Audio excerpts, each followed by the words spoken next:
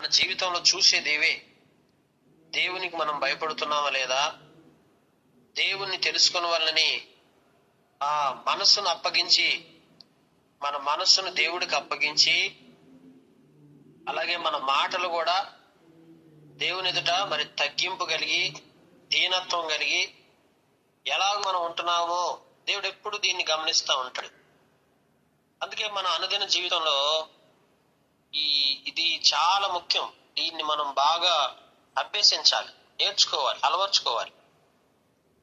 ఎందుకంటే దేవుని ఎదుట మనం నడుచుకునే తీరు, మనం ఆత్మీయంగా ఉండే జీవన విధానం మనల్ని ఉన్నతంగా ఉంచుతుంది, గొప్పగా చేస్తుంది. అందుకంటాడు, తను తాను తగ్గించుకున్నవాడు హెచ్చింపబడును. తగ్గింపు అనేది ఎక్కడ కనపరచాలి? మాటల్లో తగ్గింపు ఉండాలా, ప్రవర్తనలో, ఆలోచనలు, తలంపులు అన్నిటిలో కూడా తగ్గింపు కనిపించాలి, దీనత్వం కనపరచాలి. అలాగే దేవుని భయం ఎక్కడ ఉండాలా? ఏదైనా పొరపాటు చేసేటప్పుడు, ఏదైనా తప్పిదం చేసేటప్పుడు నీ లోపల దేవుని భయం వచ్చే ఆలోచన నీలో ఉన్నప్పుడు ఉన్నంత కాలం దేవుడు నిన్ను కాపాడుతూ వస్తాడు.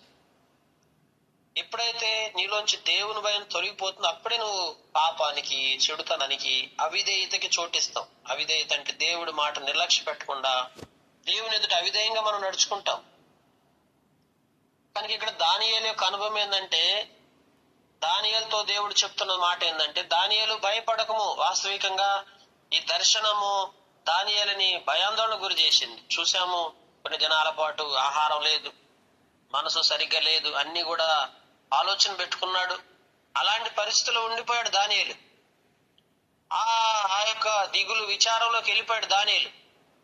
అలాంటి పరిస్థితుల్లో దానియేలు ఉన్నప్పుడు దానియేలుని మళ్ళా దేవుడు ధైర్యపరుస్తున్నాడు, బలపరుస్తున్నాడు. ఏమనంటే, ఎందుకు భయపడుతున్నావు? భయపడాల్సిన అవసరం లేదు.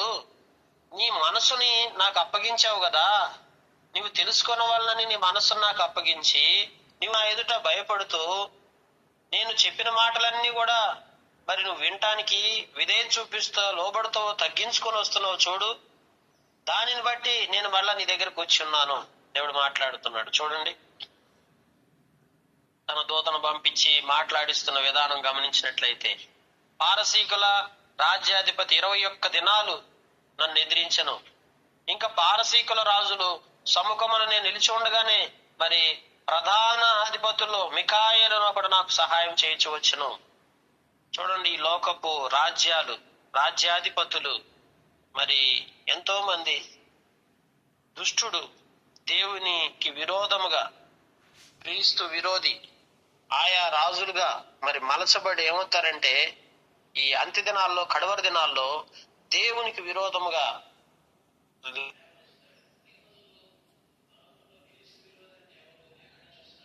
మారిన వాళ్ళు, యేసుక్రీస్తు ప్రభు అంటే నచ్చని వాళ్ళు, యేసుక్రీస్తు ప్రభు అంటే గిట్టని వాళ్ళు, యేసుక్రీస్తు ప్రభుని తప్పుబట్టేవాళ్ళు, మన క్రైస్తవ్యాన్ని వ్యతిరేకంగా మారిన వాళ్ళు ఈ లోకంలో చాలా మంది ఉన్నారు. అలాంటి వారంతా కూడా ఒకానొక రోజు ఈ కడవరి దినమందు, అంత్య దినమందు వీరంతా కూడా ఒక సమూహంగా తయారయ్యి వీరికి ఒక రాజు ఏర్పడతాడు. ఆ రాజే క్రీస్తు విరోధి. ఆ క్రీస్తు విరోధి బలాన్ని అణచడానికి దేవుడు ఏం చేస్తాడంటే, పరసంబంధమైనటువంటి ఆ సైన్య సమూహాన్ని, అలాగే ఇహమందు ఏర్పరిచిన పరిశుద్ధ జనాంగంతో కూడిన సైన్య సమూహాన్ని ఏర్పరిచి దేవుడు ఏం చేస్తాడంటే, ఆ యొక్క శత్రు సాతాను యొక్క సంబంధమైన వారందరినీ కూడా అణిచివేయటం జరుగుతుంది. అందుకే ఇక్కడ అంటాడు, పారసీకుల రాజ్యాధిపతి 21 దినాలు నన్ను ఎదిరించాడు. ఇంకా పారసీకుల రాజుల సముఖంలో నిల్చుండగా ప్రధానాధిపతుల్లో మిఖాయేలు వచ్చి నాకు సహాయం చేస్తున్నాడు. ఎవరు సహాయం చేస్తున్నాడు? మిఖాయేలు సహాయం చేస్తున్నాడు అంటాడు. మిఖాయేలు ఎవరు? దేవదూతలంతటికీ ఆయన మరి అంతటి మీద ప్రధానమైన అధికారి. అలాంటి మిఖాయేలు వచ్చి మరి సహాయం చేస్తున్నాడని ఇక్కడ మనం చూస్తున్నాం. గమనించినట్లయితే కనుక మనకి భూ సంబంధమైన యుద్ధాలలో మన పట్ల మనకి ఎన్నో రకాల పోరాటాలు, మనకి ఎన్నో రకాల అవరోధాలు, మన జీవితంలో ఎన్నో రకాల అనర్థాలు ఏర్పడినప్పుడు, సమస్యలు ఏర్పడినప్పుడు, విరోధిగా శత్రువు మన మీద చెలరేగుతా ఉన్నప్పుడు, దుష్టుడు మన మీద ఎన్నో రకాలుగా ప్రణాళికలు, పన్నాగాలు పన్నుతున్నప్పుడు, నానా రకాలుగా నిన్ను హింసించి బాధ పెట్టడానికి ఎన్నో రకాలుగా దుష్టుడు నీ మీద లేచి నిన్ను అణగదొక్కటానికి నీ జీవితంలో కలగజేసే అనేకమైన సమస్యలు సృష్టిస్తా ఉన్నప్పుడు వాటన్నిటిపైన దేవుడు నీకు విజయం ఇస్తాడు. ఎలా విజయం ఇస్తాడు? పర సంబంధమైన సహాయము, పైనుండి వచ్చే సహాయం నీకు అందించబడుతుంది. అందుకే అంటాడు దావీదు, కొండల తట్టు నా కనులెత్తుచున్నాను, నాకు సహాయం ఎక్కడి నుండి వస్తుంది? ఎక్కడి నుండి వస్తుంది మనిషికి సహాయము? దేవుని బిడ్డలారా గమనించండి, నీకు సరైన సమయంలో నీవు ఇబ్బంది పడుతున్నప్పుడు, శత్రువు నీ మీద చెలరేగుతూ నానా రకాలైన సమస్యలు సృష్టిస్తున్నప్పుడు నీకు జయం ఇవ్వటానికి దేవుడు పర సంబంధమైన సైన్య సమూహాన్ని, దేవదూతలను నీ కొరకు సహాయముగా పంపించడానికి సిద్ధపరిచి పెట్టించాడు. నీ పక్షాన యుద్ధం చేస్తాడు, నీ పక్షాన కార్యం చేస్తాడు, నీతో ఉంటాడు, నిన్ను బలపరుచుకుంటూ వస్తాడు. బలహీనుడైన నీకు ధైర్యాన్ని ఇస్తాడు, నిన్ను నింపుతా వస్తాడు, నిన్ను అన్ని విధాలుగా ఆదరిస్తాడు, బలపరుస్తాడు. దేవుని బిడ్డలారా గమనిస్తున్నారా?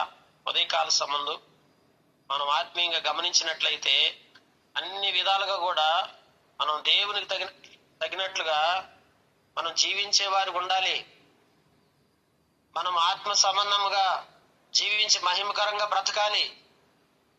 కనుక ఆత్మీయంగా మనం చూస్తుంటున్నప్పుడు దేవునికి మహిమకరంగా, ఆశీర్వాదకరంగా మనం ఎప్పుడైతే జీవిస్తూ వస్తామో, ఇంకొక రాజు వస్తున్నాడు. పారసీకుల రాజు పోయాడంటే గ్రీకుల రాజు వస్తున్నాడు. గ్రీకుల రాజు వస్తున్నాడు. ప్రియమైనటువంటి వాళ్ళారా గమనించినట్లయితే అందుకే అక్కడ అంటాడు పరిశుద్ధ గ్రంథంలో, దేవుని వాక్యంలో మనం చూస్తున్నప్పుడు ఆ యొక్క 21 దినాలు గడిచిపోయిన తర్వాత దేవుని వాక్యంలో చూడండి, ఆ దర్శనపు సంగతి ఇంకా అనేక దినముల వరకు జరగదు, అయితే దినములు అంతమందు నీ జనమునకు సంభవింపబో ఈ సంగతిని నీకు తెలియజేయవచ్చునని అతడు నాతో చెప్పెను. అతడి మాటలు నాతో చెప్పగా నిన్న ముఖము నేలకుంచుకొని మౌనినైతిని. ఏమైపోయాడు దానియేలు? మౌని అయిపోయాడు. కొన్నిసార్లు మనం మౌనంగా ఉండాల్సిందే. దుష్టుడు మన జీవితంలో పనిచేస్తున్నప్పుడు మనం మౌనం వహించి దేవునికి అప్పగించుకొని ఎప్పుడైతే ఉంటావో అప్పుడు నరస్వరూపి ఒకడు నా పెదవులను ముట్టగా నేను నోరు తెరిచి నా ఎదుట నిలిచి ఉన్న వానితో ఇట్లాంటిని, నా ఏలిన వాడా, ఈ దర్శనం వలన నాకు వేదన కలిగినందున నా బలము తొలగిపోయాను. చూడండి, ఒక దర్శనము దానియేలులో ఉన్న బలాన్నంతటిని పోగొట్టేసి. దేవుని బిడ్డలారా కొన్నిసార్లు మనం బలహీనం అయిపోతాం. దర్శనాన్ని చూసి దానియేలు ఏం చేస్తున్నాడు? భయపడుతున్నాడు. తెలుసా? దర్శనాన్ని చూసి దైవికంగా ఉండకుండా ఏం చేస్తున్నాడు? ఆత్మీయంగా ధైర్యంగా ఉండాల్సిన దానియేలు ఏం చేస్తున్నాడు? భయపడుతున్నాడు. గమనించారా? దర్శనము దానియేలులో భయం కలగజేసింది. దర్శనము ఆత్మీయంగా దానియేలుని బలహీనుడు చేస్తూ వచ్చింది. ఎందుకు ఇట్లా దానియేలు బలహీనుడైపోయాడు? కారణం ఏంటి అంటే ప్రియులారా, ఆ దర్శనాన్ని చూసాము, ఏం జరుగుతుందో ఏం జరగబోతుందని భయాందోళనకు గురవుతున్నాడు దానియేలు. ప్రియమైనటువంటి వాళ్ళ అయితే దేవుడు చూడండి ఎంత ధైర్యపరిచే దేవుడు. ఊపిరి విడవలేక విన్నానని చెప్తున్నాడు. నా బలం దొరికిపోయింది, ఊపిరి విడవలేని వాడుకుంటున్నాను. అతడు మరలా నన్ను ముట్టి నన్ను బలపరిచి, నీవు బహుప్రియుడు, భయపడకము, నీకు శుభమగునుగా కానీ ధైర్యం తెచ్చుకోమని నాతో చెప్పాను. 2 సార్లు చెప్తున్నాడు ధైర్యం తెచ్చుకోమని. దేవుని బిడ్డలారా 3 సార్లు చెప్తూ వచ్చాడు. నీవు నన్ను ధైర్యపరిచితివి గనుక నా ఏలిన వాడువైన నీవు ఆజ్ఞయమని చెప్పి తిని. చూడండి, ధైర్యం తెచ్చుకో. దేవుడు చూడండి ఎన్నిసార్లు చెప్తున్నాడు. ఉదయకాల సంబంధం నువ్వు కూడా శత్రువుకి భయపడి ఎన్నోసార్లు అధైర్యపడి కృంగిపోయిన స్థితిలో ఉంటే దేవుడు నీతో మాట్లాడుతున్నాడు. భయపడొద్దు, దేవుడు సహాయం చేస్తాడు. బలహీనుడు అయిపోయిన పరిస్థితులు ఒకవేళ ఉంటే, దుష్టుడు నిన్ను బలహీనుడిగా చేసి ఉంటే, దర్శనాల ద్వారానో ఇంకే కారణం చేత అయినా సరే నువ్వు ధైర్యం కోల్పోయినటువంటి పరిస్థితి ఏదైనా నీ జీవితంలో ఉండుంటే దేవుడు చెప్తున్నాడు, ధైర్యంగా ఉండు, ఏం కాదు. ఎక్కడా నిన్ను వాటమి పాలు చేయడు దేవుడు. నిన్ను అపజయాలు పాలు చేసి నిన్ను బలహీనపరిచి నీ జీవితంలో నష్టపోయే పరిస్థితిని దేవుడు ఎప్పటికీ తీసుకురాడు. ఎందుకంటే నీవు ఆయనకి ఇష్టడుగా ఉన్నంత వరకు ఏది నేను ఎంత మాత్రం ఏమీ చేయలేదు.